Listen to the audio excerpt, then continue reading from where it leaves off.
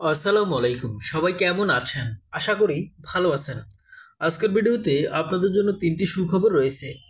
প্রথম সুখবর হচ্ছে এমপিওভুক্ত শিক্ষকদের ভারী ভাড়া অন্যান্য ভাতা শতভাগ বাড়াবে নতুন সরকার ডক্টর ইউনূস।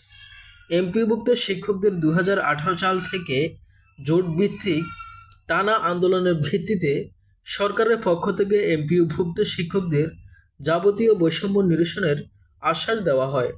এমপিওভুক্ত শিক্ষা জাতীয়করণের যৌক্তিকতা নিয়ে একটি প্রশাসনিক ও একটি আর্থিক কমিটি গঠনের আশ্বাস দেওয়া হয়।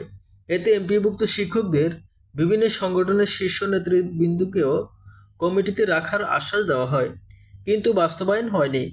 অবশেষে এমপিওভুক্ত শিক্ষকদের বাড়ি ভাড়া অন্যান্য ভাতা শতভাগ বাড়ানোর উদ্যোগ নিয়েছে নতুন সরকার ডক্টর ইউনূস।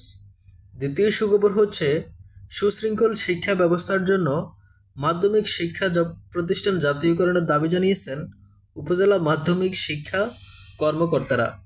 তৃতীয় সুখবর হচ্ছে বৈষম্য দূরকরণে মাধ্যমিক স্তরের বেসরকারি শিক্ষা প্রতিষ্ঠান জাতীয়করণের আগ পর্যন্ত শিক্ষা প্রশাসনের বিভিন্ন পদে সরকারি স্কুলের শিক্ষকদের পদায়ন বন্ধ রাখা ও শিক্ষা সংস্কার কমিশন গঠনের জন্য মানববন্ধন ও স্মারকলিপি দেওয়া হয়েছে। বাংলাদেশ সহকারী শিক্ষক সমিতি মনিরামপুর শাখার সভাপতি আব্দুল মজিদের নেতৃত্বে মানববন্ধন আয়োজন করা হয়।